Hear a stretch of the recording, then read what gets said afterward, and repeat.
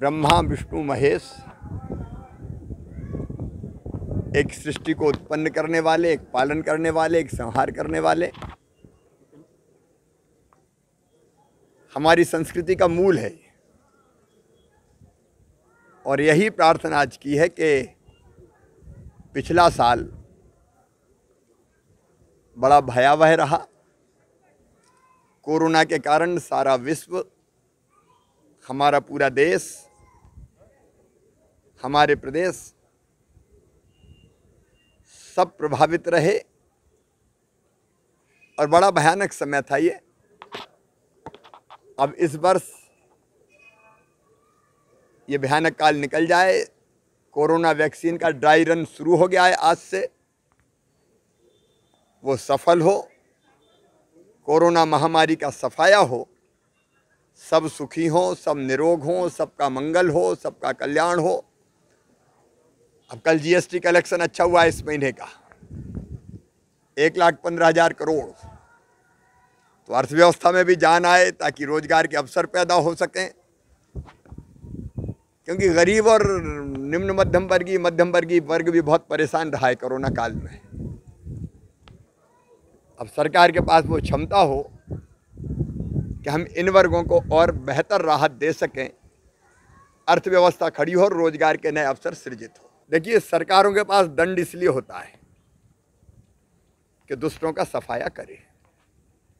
सज्जनों के लिए फूल से ज्यादा कोमल, लेकिन दुष्ट, माफिया, बदमाश जो जनता की जिंदगी से खिलवाड़ करते हैं, मिलावटखोर, नशे के सौदागर जो जनता की जिंदगी में जहर भी घोलते हैं, आतंकित करते हैं, और जिसके कारण अब मिलावटखोरों के कारण लोगों की जिंदगी खतरे में पड़ती है।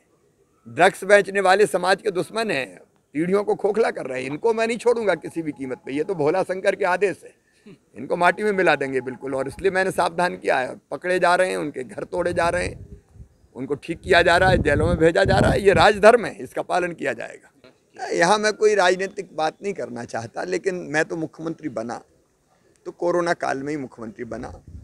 सबसे बड़ी प्राथमिकता यही थी कि हम कोरोना को कंट्रोल करें, और ये भगवान की कृपा है कि कोरोना अनियंत्रित नहीं हुआ। मध्य प्रदेश में केस आते रहे, हमने प्राइवेट अस्पतालों को भी टाई अप करके जनता का निःशुल्क इलाज कराना सुनिश्चित किया। सरकारी अस्पतालों में भी निःशुल्क इलाज हो, प्राइवेट अस्पताल भी सरकार ने लिए, जिनमें हमने निःशुल्क इलाज की व्यवस्था की, दवाइयों की व्यवस्था की, टेस्टिंग की, पीपीई किट की, जितने संसाधन, ऑक्सीजन बहुत ज़रूरी थी, और इसलिए ऑक्सीजन वगैरह की जितनी आवश्यक व्यवस्थाएं थी हमने सब की। एक तरफ इलाज की व्यवस्था और दूसरी तरफ गरीब परेशान ना हो, इसलिए उनके खातों में पैसे डालने का काम, किसानों के खाते में पैसे डालने का काम, ताकि रोजी रोटी चल सके। कुल मिला के स्थिति भयानक थी, लेकिन भगवान की कृपा से ठीक ठाक मध्य प्रदेश को हम लोग निकाल के ले गए। मध्य प्रदेश में वैसे सदैव कंट्रोल में रहा है कोरोना। अभी लगभग 700 साढ़े 700 पेशेंट्स आते हैं, लेकिन उससे ज़्यादा ठीक होके जा रहे हैं।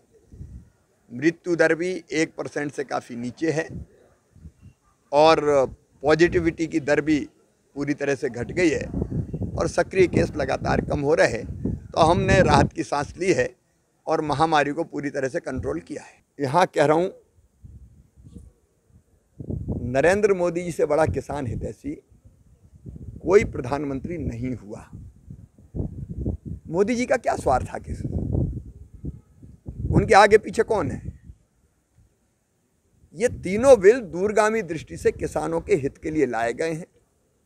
अब मुझे कोई बताए कि अगर मंडी चालू रहते हुए मंडी के बाहर बेचने की सुविधा आप दे रहे हो, पर किसान को लगता है घर पे कोई अच्छा रेट दे रहा है, तो किसी को आपत्ति क्या है इसमें? अगर कॉन्ट्रैक्ट फार्मिंग होती है और बोते समय किसान को पता चल जाता है कि मुझको ये रेट मिलेगा, और वो रेट उसको लगता है कि मेरे लिए ठीक है, तो इसमें आपत्ति क्या हो सकती है? स्टॉक लिमिट पहले थी, तो उसके कारण कई बार प्याज इससे ज़्यादा नहीं रख सकते। क्यों नहीं रख सकते साहब? जितना खरीदना है खरीदो, ज़्यादा खरीदोगे तो रेट बढ़ेंगे, प्रतिस्पर्धी रेट मिलेंगे। अब इसमें कौन सा किसान विरोधी, मुझे समझ में नहीं आता। तीनों कानून किसानों के दूरगामी हितों को ध्यान में रखते हुए बनाए गए हैं, और कहीं कंफ्यूजन अगर है तो सरकार दूर करने को तैयार है। कृषि मंत्री लगातार चर्चा कर रहे हैं, 4 तारीख को फिर चर्चा और बातचीत है। लेकिन कुछ लोग जो मोदी जी का मैदान में मुकाबला नहीं कर पाते, उनको लगता है मोदी जी को भ्रम फैला के घेरने की कोशिश करें, और इसलिए जो मैदान में मुकाबला नहीं कर पाते वो दाएं से बाएं से मोदी जी पे वार करने का प्रयास कर रहे हैं, वो असफल होंगे। देश के किसान मोदी जी के साथ हैं, बाकी जो आंदोलन कर रहे हैं वो भी हमारे भाई बहन हैं, उनके साथ चर्चा कर रहे हैं और चर्चा करके रास्ता निकालेंगे। बेटी को बहका के फुसला के ऐसे प्रकरण आए हैं कि 14 साल 15 साल की बेटी को कोई ले जाए। हमने बरामद की ऐसी बेटियां सिकंदराबाद से, नूरगंज से, नेपाल की सीमा से। अभी अपराध और पाप है ये बेटी बचाओ अभियान का अंग है हमारा। हम बेटियों को बर्बाद नहीं होने देंगे और इसलिए हमने सख्त सजा का प्रावधान किया है।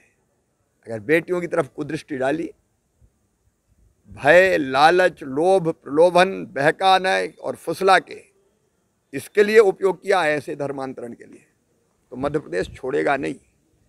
हमने तय किया है 10 साल तक की कठोर सजा, जिंदगी जेलों में कटेगी। ये खेल नहीं चलने देंगे हम मध्य प्रदेश में।